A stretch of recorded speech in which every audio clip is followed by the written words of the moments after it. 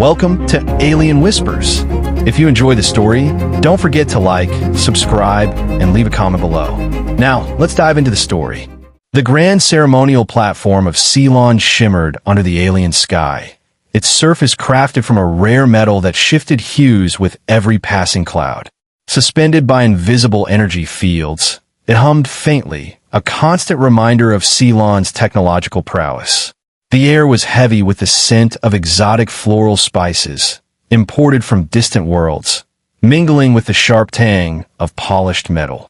Floating light globes cast a cold, sterile glow, illuminating the gathered crowd of Ceylon's elite. In the center of the platform knelt Lyra, the mute princess. Her lavender skin, soft and luminescent, caught the light in a way that made her seem almost ethereal, but her posture, head bowed, hands clasped tightly, betrayed her vulnerability. Her long, silver hair, woven into an intricate ceremonial braid, cascaded down her back, a symbol of her royal lineage. Yet, the simple white gown she wore marked her not as a ruler, but as a sacrifice. Her eyes, a deep violet, stared at the floor, hiding the storm of emotions within. The nobles of Ceylon surrounded her, their ornate robes encrusted with jewels that glittered like stars. They whispered among themselves, their voices a venomous murmur that slithered through the air. "Look at her," sneered Lord Varen, a noble with sharp features and a voice like a blade. "A mute princess. She shames us all." Lady Saris, her lips curled in disdain, leaned closer to him. "The Chancellor should have cast her out years ago. What use is a ruler who cannot speak?" Lyra's fingers tightened in her lap, her nails digging into her palms. She had heard these words countless times, each one a dagger to her heart. As the firstborn, she should have been the heir to Ceylon's throne, destined to lead her people. But her silence, a condition she had borne since birth, had branded her defective, unworthy. The throne had passed to her younger sister, Lyra, who stood nearby, her presence a stark contrast to Lyra's. Lyra was radiant in her royal attire, a flowing gown of gold and crimson that screamed power. Her dark hair was adorned with gemstones, and her amethyst eyes sparkled with triumph. She caught Lyra's glance and smirked, her voice low but cutting. "Enjoy your moment, sister. It's the last you'll have in the spotlight." Lyra's chest tightened, but she kept her face impassive, as she had been trained. To show weakness was to invite more scorn. Inside, though, she screamed. "I'm not broken," she thought. "I hear you. I feel you. If only I could make you see." At the head of the platform stood their father, Chancellor Zur, a towering figure whose presence commanded silence.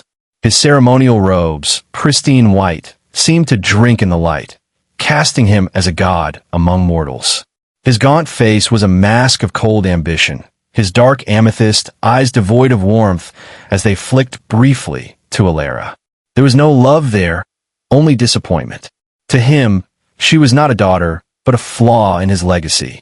"Father," Lyra said, stepping closer to Zur, her voice smooth as silk. "The humans will be here soon. Let's be rid of her quickly." Zodder's lips twitched, the closest he came to a smile. "Patience, Lyra. This is a necessary step for Ceylon's future." Lyra's heart sank further.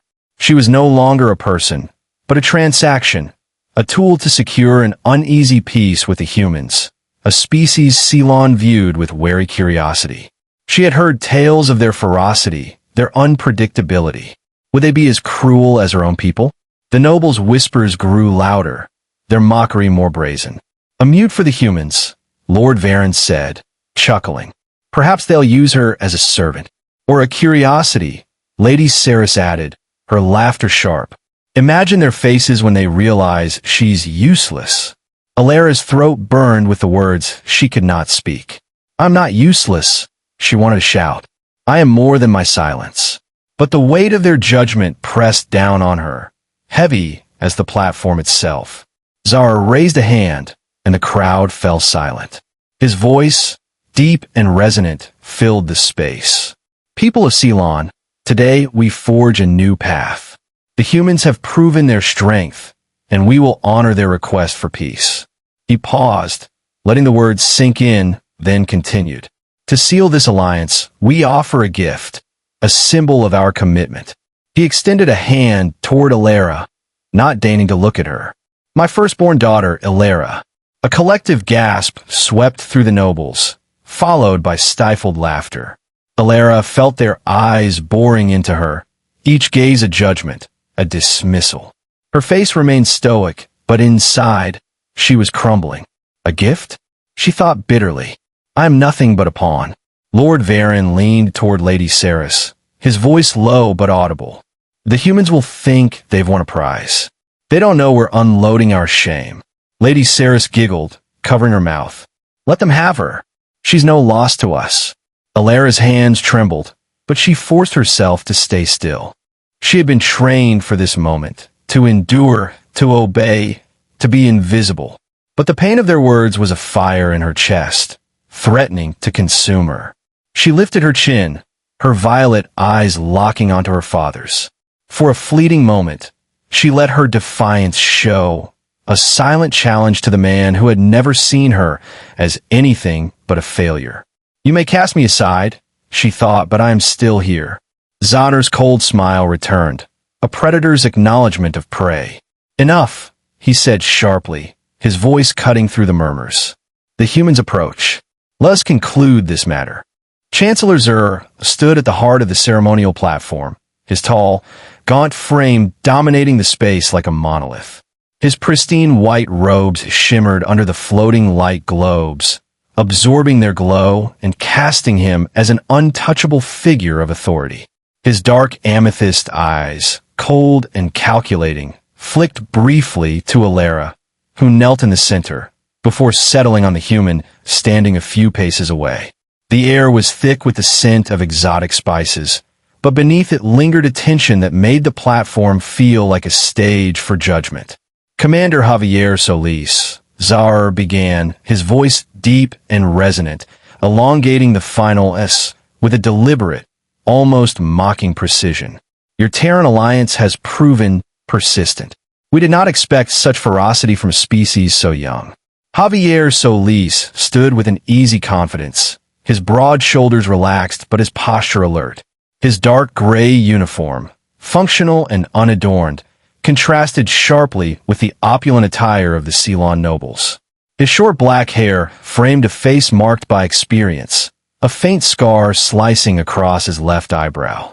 His deep brown eyes met Zadar's without hesitation, calm, yet piercing, as if he were sizing up the Chancellor as much as he was being judged.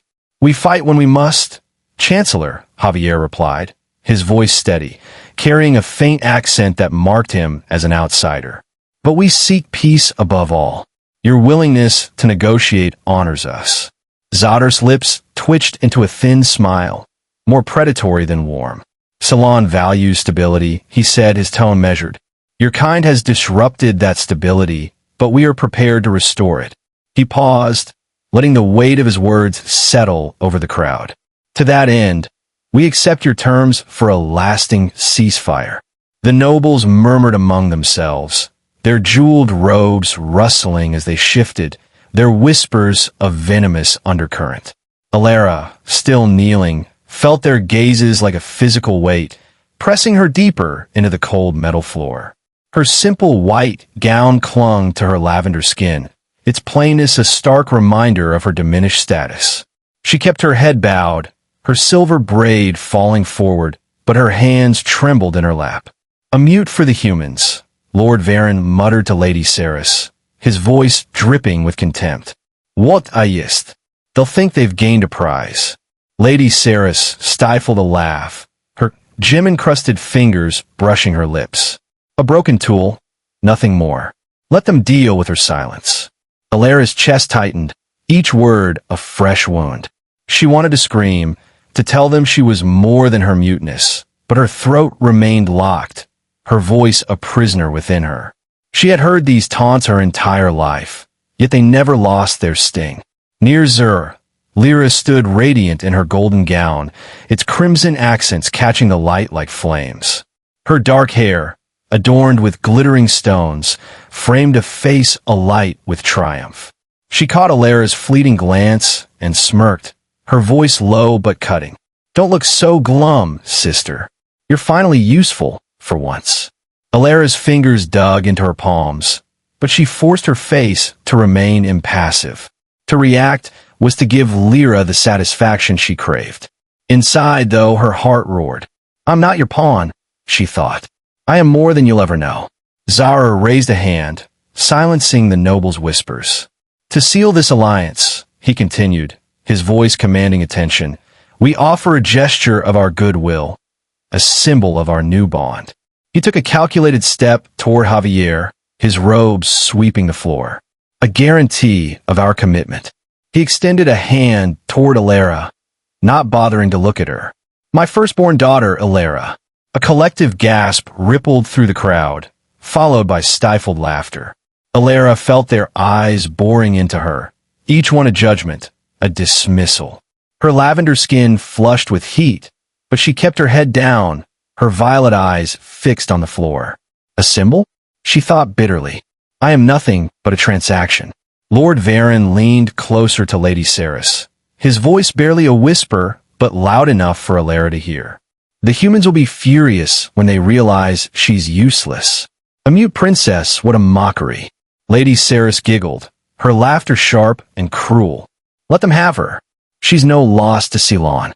Javier's gaze shifted to Lyra, his expression unreadable. He studied her for a moment, taking in her bowed head, her trembling hands, the way her gown seemed to swallow her slight frame. Unlike the nobles, there was no scorn in his eyes, only a quiet curiosity, as if he saw something they did not. "Chancellor," Javier said, his voice calm but firm, "your offer is generous. We accept, and we will honor Princess Lyra as a guest of the Terran Alliance." The nobles' whispers grew louder, their shock evident. "Honor her," Lord Varen hissed. "She's a defect, not a guest." Lyra's smile faltered, her eyes narrowing. "Father, surely you don't mean to let them treat her as an equal," she said, her voice sharp with indignation. Zadar's face remained impassive, but a flicker of irritation crossed his eyes. "Enough, Lyra," he said curtly. "The humans may do as they wish. The alliance is what matters." Lyra's heart pounded. Javier's words, honor, guest, echoed in her mind, foreign and unfamiliar. She risked a glance at him, her violet eyes meeting his brown ones. There was no pity in his gaze, no mockery, only a steady assurance that made her feel, for the first time, like she might be more than her silence. A low murmur swept through the assembled Ceylon nobles, their voices a cacophony of disdain. All eyes were fixed on Lyra, who remained kneeling in the center of the platform, her white gown a symbol of her status as a sacrifice. She could feel their stares boring into her, each one a reminder of her perceived inadequacy. Behind her, Lord Varen and Lady Cerys engaged in hushed conversation, their words meant for each other, but loud enough for Lyra to catch every syllable. "A mute princess," Varen said with a sneer. "What a pathetic offering. The humans must be laughing at us." "Indeed," Cerys replied, her tone dripping with malice. "They'll think we're desperate, sending our defects as gifts. But perhaps they'll find her amusing, a curiosity to parade around." Another noble, his voice sharp with mockery, joined in. "Imagine their confusion when they realize she can't even greet them properly. A royal who can't speak. How quaint." Lyra's cheeks flushed with shame, but she kept her head high, her face a mask of indifference. Her hands, clasped tightly in her lap, trembled slightly, the only outward sign of the storm raging within her. "I'm not worthless," she thought fiercely. "I hear you, and I understand more than you know." She wanted to stand, to face them, to tell them that her silence did not make her less than them, that she was capable and intelligent. But her throat remained locked, her voice a prisoner she could not free. She could sense her father's presence, his impatient gaze resting on her like a weight. Chancellor Zahir had never treated her as a daughter. She was a disappointment, a flaw in his perfect plan. Now, he was using her as a pawn, and she was helpless to stop it. "Hurry this along," she overheard him mutter to an aide, his voice cold. The sooner she's gone, the better. Despite the pain, Lyra refused to bow her head further. Slowly, she lifted her chin, her long silver hair braided into an intricate plait, catching the light and shimmering like a halo. Her violet eyes, usually downcast, now met her father's dark amethyst ones with a fierceness that surprised even her. For a moment, time seemed to stand still. In that gaze, she issued a challenge. See me. Acknowledge me. I am more than your shame.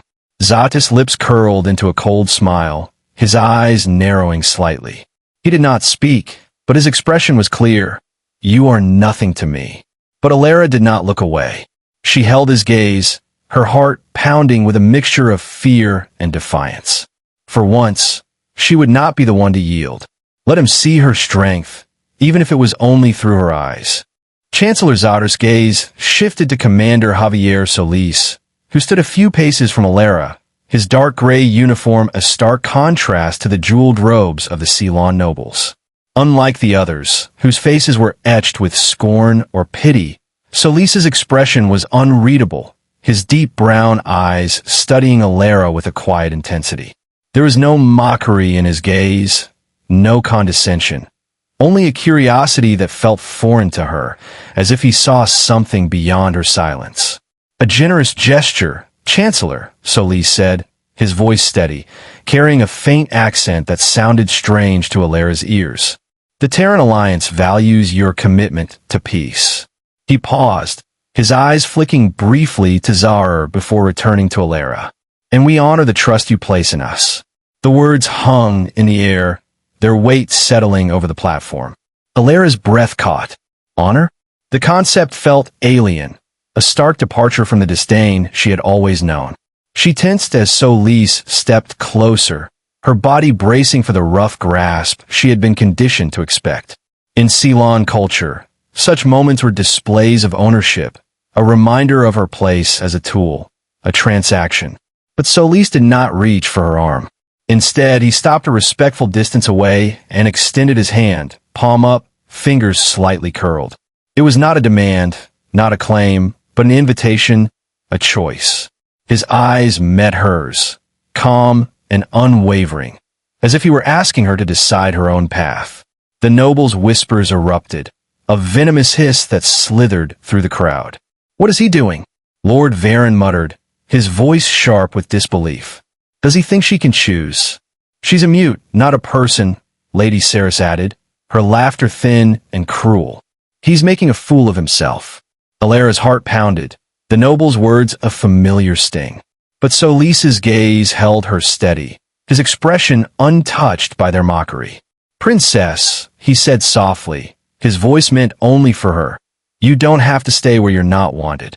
Her violet eyes widened, searching his face for deception, but finding only sincerity. No one had ever spoken to her like this, as if she had a will of her own. Her entire life had been a series of commands. Kneel, obey, endure.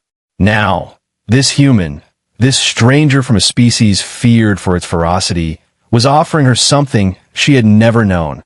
Agency. Does he see me? She thought, her mind a whirlwind of fear and hope. She glanced at the platform, at her father's cold stare, at Lyra's triumphant smirk, at the nobles who saw her as nothing more than a defect. She could remain here, forever the silent heir who would never rule, or she could take this hand and step into the unknown. The humans were said to be fierce, unpredictable, a species that had clawed its way to power in a galaxy that underestimated them. Yet Solis's steady presence felt like a lifeline, a chance to be more than her silence. Her fingers trembled as she lifted her hand, hesitating for a moment that felt like an eternity. Then, with a slow exhale, she placed her hand in his. His skin was warm, his grip firm but gentle, a quiet reassurance rather than a claim. The contact sent a jolt through her, not of fear, but of possibility. The platform fell into a profound silence, the nobles' whispers dying as they watched, stunned, as Lyra made her choice. Solis's fingers closed around hers, not tightly, not possessively, but with a steadiness that anchored her. You're braver than they know, he murmured, so low only she could hear. For the first time in her life, Lyra moved not because she was ordered, not because she was pushed or pulled, but because she chose to. With her hand in Solis's, she took her first step toward the human shuttle, each footfall a quiet rebellion against the world that had tried to break her. Chancellor Zur remained silent as Javier Solis turned and gently guided Lyra toward the ramp leading to the waiting ship at the edge of the ceremonial platform. The noble's whispers followed, sharp and venomous. "They're taking a defective child," one hissed, his voice dripping with scorn. "What kind of primitive world spawns such creatures?" Javier's stride didn't waver, but his ears caught the insult. He glanced back, a faint smile playing on his lips. "We're descendants of apes," he said, his tone light but edged with defiance. The noble's smug expression faltered, his eyes widening not just from being overheard but from a deeper, unspoken fear. "It can't be him," he muttered, almost to himself. "It can't be him." As Lyra crossed the threshold into the human ship, a quiet truth stirred within her, a possibility she had never dared to entertain. "Perhaps someone can finally hear me," she thought, her heart quickening. The journey to Commander Solis's ship, the Nomad, was brief, but each step felt like a leap across galaxies. The ship's interior was starkly different from Ceylon's opulence. Gray metal walls, functional lights, and the faint tang of recycled air. There were no extravagant decorations, no cold grandeur. This was a place built for work, for survival. Javier, whom she overheard a crew member call Javi, led her through narrow corridors with a calm, steady confidence. His presence was a quiet anchor in this unfamiliar world. A few crew members glanced their way, their eyes curious but lacking the contempt of Ceylon's nobles. One, a woman with short-cropped hair, offered a nod. "Welcome aboard," she said softly, her voice carrying no judgment. Javi stopped before a plain door and tapped a code into the adjacent panel. The door slid open with a soft hiss, revealing a small room. "This is yours," he said, his voice even but warm. "No one enters without your permission. The lock's on the inside." He gestured to the panel, his eyes meeting hers. "You're safe here, Lyra. I promise." Lyra blinked, her violet eyes tracing the room's modest features. A wall-mounted bed, a small table, a dark screen on the wall. It was simple, unadorned, but it was hers, a space where she could exist without scrutiny. The concept of privacy, of safety, felt as alien as the ship itself. She nodded slowly, her fingers brushing the edge of the table. Javi watched her, his expression patient. "It's not much," he added, a hint of a smile in his voice, "but it's a start. Rest for now. You'll find your place here." He turned to leave, but a gruff voice interrupted. "Commander." A large man approached, his arms crossed, his frown deep. "You sure about this? Bringing one of them on board? She could be a spy, a trap set by those Ceylon bastards." Javi paused, his posture still but his tone firm. "Rick," he said, not turning fully, "she's a diplomatic envoy under my protection. You will respect her. That's an order." Rick's jaw clenched, his eyes raking over Lyra with undisguised suspicion. "Just saying, sir, we don't know her. Or what she's capable of." He leaned closer, his voice lowering. "What if she's reporting back to her father?" Javi's eyes narrowed slightly, but his voice remained steady. "If you got evidence, bring it to me. Until then, she's our guest." "Understood." Rick grunted, his skepticism unyielding, but he stepped back. His gaze lingered on Lyra, cold and appraising, before he turned and stalked away. Lyra's chest tightened, Rick's words echoing the doubts she had heard all her life. But Javi's defense, unwavering and resolute, wrapped around her like a shield. She stepped into the room, and the door slid shut with a soft whoosh. Her fingers found the lock button, pressing it with deliberate care. A small click broke the silence, sealing her inside. She leaned against the cold metal wall, the ship's faint hum vibrating beneath her feet. Alone, truly alone, she waited for the familiar weight of isolation to settle over her. But it didn't come. Instead, a quiet relief bloomed in her chest, a fragile, unfamiliar freedom. In this small space, with a lock she controlled, she was no longer a pawn or a defect. For the first time, she was simply a Lyra. The days on the Nomad blurred together, a tapestry of adaptation and quiet observation. Lyra memorized the ship's routines, the steady hum of its engines, the crew's synchronized movements. Lena, the pilot, became a warm presence, her cautious smiles and cups of bitter coffee a small comfort in this alien world. "You're getting the hang of this place," Lena said one day, handing Lyra a steaming mug. "It's not Ceylon, but it's home." Rick, however, remained a cold shadow, his eyes tracking her with suspicion. "She's too quiet," he muttered to a crewmate, loud enough for Lyra to hear. "Can't trust someone who doesn't talk." Javi to the crew, was a constant, steady presence, never intrusive. He often found her at the small viewport in her quarters, staring at the stars. Sometimes he sat in silence, a shared stillness that felt like understanding. Other times he spoke softly about Earth, its oceans, its cities, its wars. "Humans are messy," he said once, a wry smile in his voice. "But we keep trying." Lyra listened, her violet eyes absorbing every word, every gesture, drawn to the way his brown eyes softened when they met hers, as if he saw beyond her silence. The crew's camaraderie fascinated her. Their laughter, their debates, so unlike Ceylon's rigid hierarchy.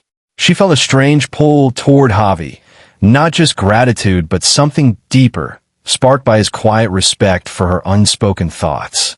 "You don't need words to be heard," he told her one evening, his voice low. "You're already speaking." One night, as the Nomad drifted through a quiet sector of space, alarms shattered the calm. Red lights pulsed in the corridors, and Lena's voice crackled over the comms, sharp with urgency. "Contact! 2 ships, Ceylon insignia, closing fast." Lyra's heart surged. She sprinted to the command deck, where the crew was already in motion, faces taut. Rick stood at the weapons station, his voice a growl. "I knew it. She's a damn spy. This is her fault." Lyra shook her head, hands signing frantic denial, but Rick's glare was fixed on his controls. She darted to Javi, strapped into the command chair, his face a mask of focus. "Rick, enough," Javi snapped, his tone cutting through the chaos. "She's not involved." "How do you know?" Rick shot back, his fingers slamming buttons. "They're here for her, Commander. Bet she signaled them. If she were a spy, they wouldn't be shooting," Javi countered, his voice steady. "Focus, Rick. We need you on weapons." Rick growled but complied, muttering, "This better not be a setup." Lyra slipped to the tactical display, her eyes scanning the screen. The Ceylon ships moved with lethal precision, their formation tight, designed to overwhelm. But there was a flaw, a subtle misalignment in their left flank, a gap she recognized from years of studying Ceylon strategies in silence. Her mind raced, piecing together a plan. She grabbed a stylus and sketched the formation on a pad, circling the weak point and tracing a path through a nearby debris field. Tapping Javi's shoulder, she thrust the pad toward him, her eyes urgent. Javi glanced at the sketch, then at her. "You've got something?" She nodded, pointing to the screen, then the pad, her finger jabbing at the debris field's coordinates. He studied it, his brow furrowing, then nodded. "Lena, divert course. Head for that debris field, full speed." "Commander, that's insane," Lena shouted, her hands gripping the controls. "We'll be shredded." "Do it," Javi ordered, his voice unyielding. "All power to forward shields." "Shields at 40%, a crewmate called, as the Nomad shuddered under a barrage of green energy bolts. Lyra gripped the console, her heart pounding as the ship veered toward the debris field. The Ceylon ships hesitated, their formation faltering. The Nomad plunged into the maze of asteroids and twisted metal, Javi's hands deft on the auxiliary controls, weaving through the chaos. "Come on, hold together," Lena muttered, her voice tight. A chunk of debris grazed the hull, sparking alarms. One Ceylon ship, too eager, misjudged its pursuit and slammed into a jagged metal hulk, erupting in a silent fireball. The second, battered by smaller impacts, broke off, retreating into the void. Silence fell over the command deck, broken only by heavy breathing. Rick turned to Lyra, his scowl replaced by stunned respect. "All right, princess," he said, his voice gruff. "That was a hell of a call. You're all right." Lyra's lips curved in a faint smile, her chest swelling with pride. Javi rose from his chair and crossed to her, placing a hand on her shoulder. "You saved us, Lyra," he said softly, his eyes warm. "I knew you had it in you." She met his gaze, her violet eyes bright with a newfound sense of belonging. For the first time, she felt not just seen but valued. Lyra felt a warmth spreading through her chest, a quiet glow that lingered long after the adrenaline of the battle had faded. For underscore, in the days that followed, the atmosphere on the Nomad transformed. Rick, who had once eyed her with suspicion, now regarded her with a grudging respect. "All right, princess," he said one day as they passed in the corridor, his tone still gruff but less hostile. "You pulled us through back there. Not bad for a salon." His words were a reluctant admission, but they carried weight, a small victory for Lyra. Lena, too, became more open, her smiles warmer, her presence a comforting constant. "We're glad you're here, Lyra," she said over a cup of coffee in the mess hall, her eyes crinkling with genuine warmth. "You're one of us now, you know that, right?" Lyra nodded, her heart swelling with a sense of belonging she had never known on Ceylon. The crew's acceptance was gradual but undeniable, a stark contrast to the disdain she had endured for so long. But it was with Javier that her connection deepened most profoundly. They spent many evenings together in the observation lounge, sitting in companionable silence, watching the stars drift by. Sometimes Javier would speak, his voice low and reflective, sharing stories of Earth, its vast oceans, its bustling cities, its endless wars. "It's a messy place, Earth," he said one night, his gaze fixed on the distant stars. "But it's home, and out here, you make your own family." He glanced at her, a faint smile tugging at his lips. "You're starting to feel like part of mine." Lyra's violet eyes met his, her breath catching at the sincerity in his words. She felt a pull toward him, a connection that transcended gratitude or friendship. There was something in the way his brown eyes softened when they met hers, in the quiet understanding he offered, that made her feel truly seen. One night, as they stood by the observation window, the swirling colors of a distant nebula casting a soft glow on their faces, the air between them crackled with unspoken tension. Lyra's heart raced as she reached out, her fingers trembling slightly, and touched the scar above his left eyebrow. It was a bold move, one that surprised even her, but she couldn't resist the urge to bridge the gap between them. Javier froze for a moment, his breath catching. Then he turned to face her fully. His dark eyes searched hers, and in that gaze, she saw a reflection of her own longing, her own need to be understood. Slowly, he raised his hand and placed it over hers, holding it gently against his face. Then, he moved his hand to her cheek, his touch warm and reassuring. "You don't need words to be heard," he whispered, his voice barely audible over the faint hum of the ship. "I see you, Lyra. I always have." No further words were needed. They leaned toward each other, their lips meeting in a kiss that was both tender and urgent. Lyra closed her eyes, savoring the sensation of his lips on hers, the warmth of his body so close. It was a moment of pure connection, where language barriers dissolved, and they communicated through touch and emotion alone. As the kiss deepened, their hands began to explore, tracing the contours of each other's bodies with a mix of curiosity and reverence. Lyra had never been this close to anyone, had never allowed herself to be so vulnerable. But with Javier, it felt right and natural. She trusted him in a way she had never trusted anyone before. Their movements grew more fervent, driven by a mutual desire that had been building for days, perhaps even weeks. Lyra felt a surge of emotion, a release of all the pent-up feelings she had kept locked inside. And then, as they reached the peak of their intimacy, something extraordinary happened. A sound escaped her lips, a soft, high-pitched moan that echoed in the quiet of the observation lounge. It was not a word, but it was a sound, and it was the first time she had ever made one. Both of them froze, their eyes locking in astonishment. "Did you?" Javier whispered, his voice filled with wonder, his hand still resting on her side. Lyra nodded, tears welling in her eyes. She had spoken, in her own way, and it was because of him, because of the connection they shared. "You did this," she thought, her heart pounding with a mix of joy and disbelief. "You helped me find this." But before they could fully process this miracle, the ship's alarms blared once more, shattering the moment. Javier's expression shifted to one of urgency. "Damn it," he muttered, pulling away reluctantly. "We've got to move." Alarms screamed through the Nomad, a relentless wail that shattered the calm. Lyra's heart plummeted as the tactical screens flared with the signatures of 5 Ceylon ships, their sleek, organic hulls pulsing with bioluminescent light. At their center loomed her father's cruiser, its massive form a chilling emblem of Chancellor Tsar's wrath.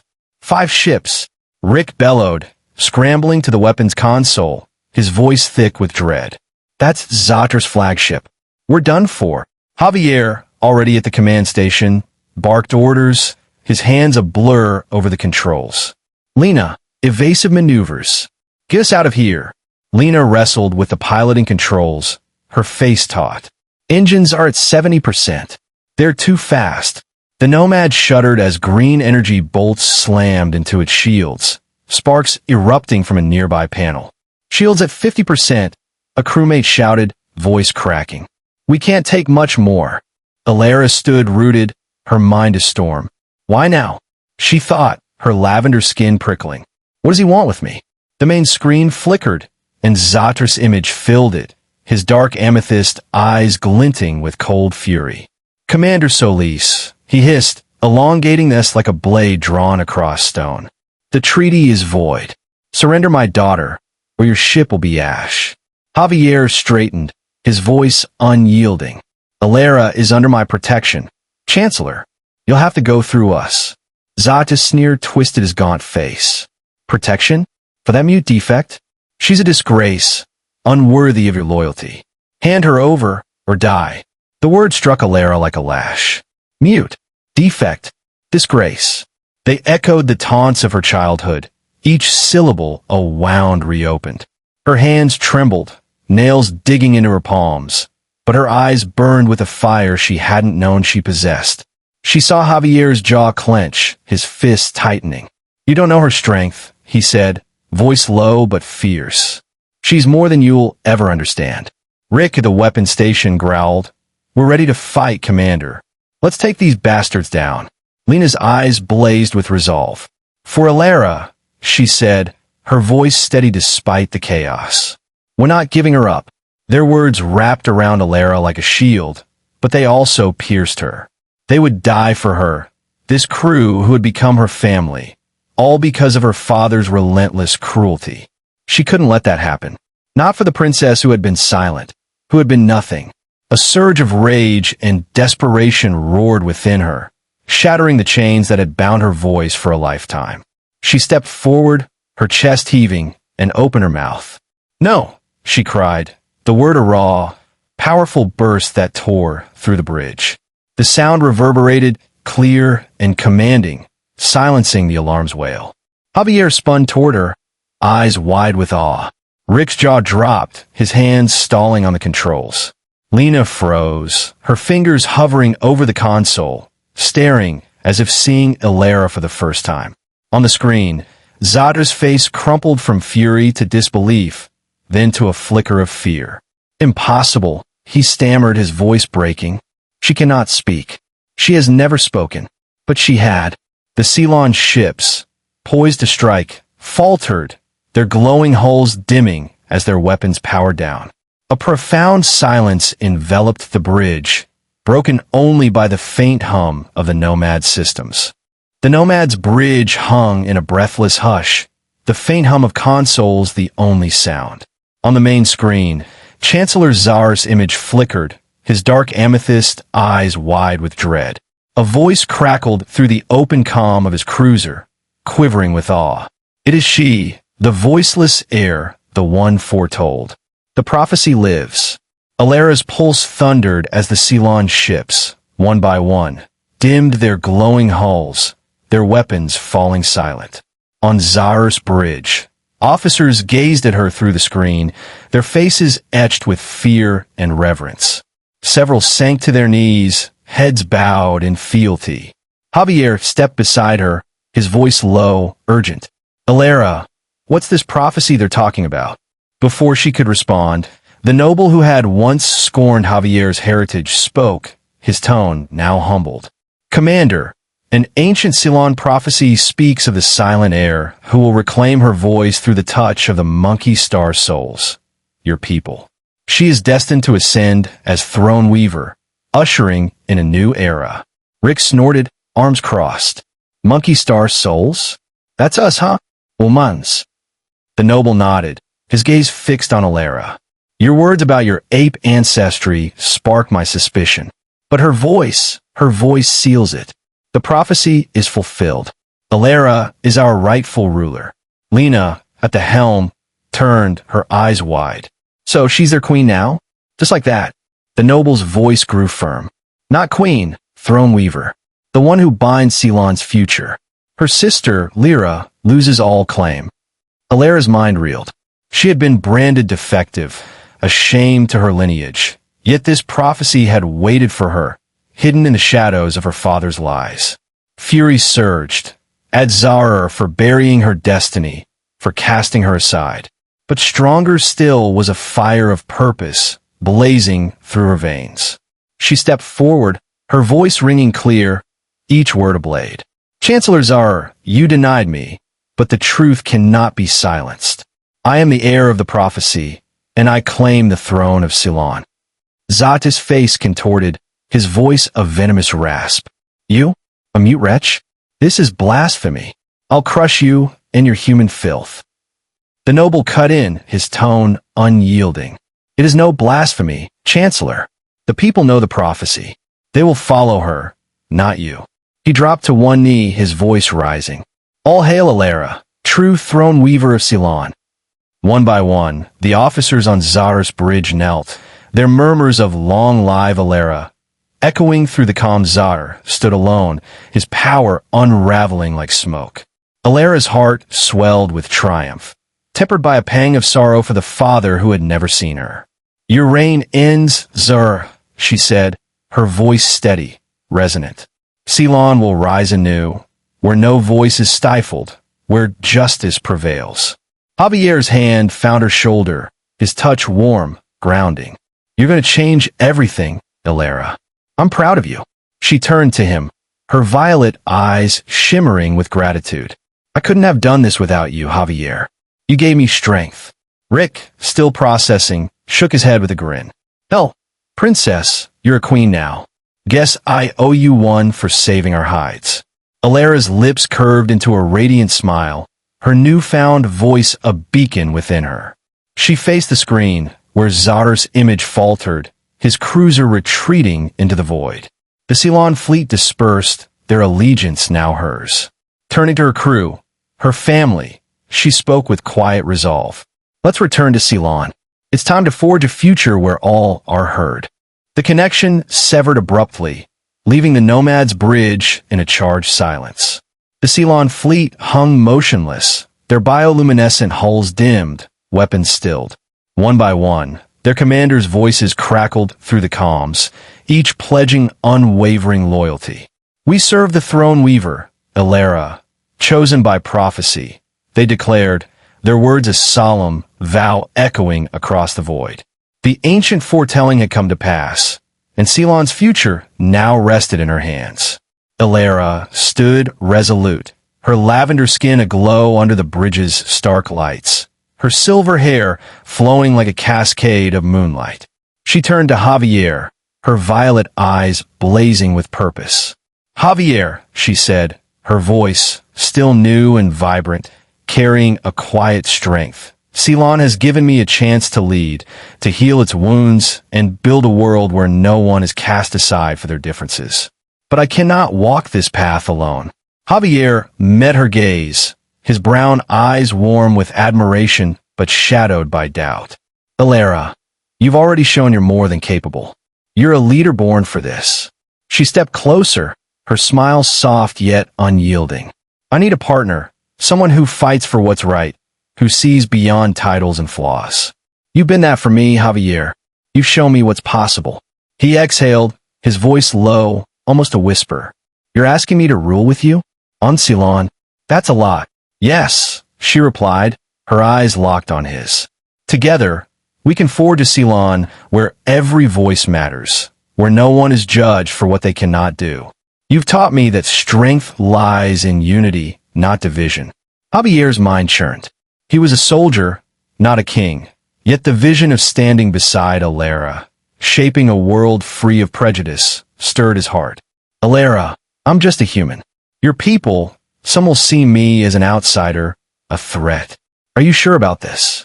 Her hand found his arm, her touch steady and warm.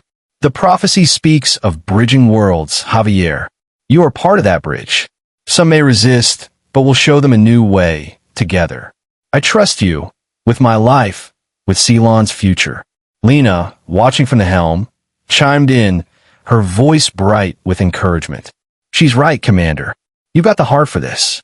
We all see it. Rick, leaning against the weapons console, grinned.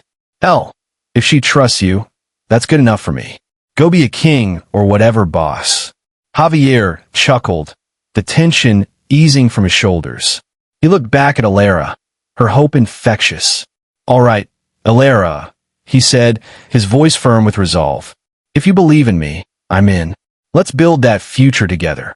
Her smile was radiant, a beacon of promise. Thank you, Javier. We'll create a Ceylon that honors all its people. They turned to the viewport, where the Ceylon fleet stood ready, their ships a testament to her authority. Beyond, the faint glow of Ceylon shimmered, a world awaiting rebirth.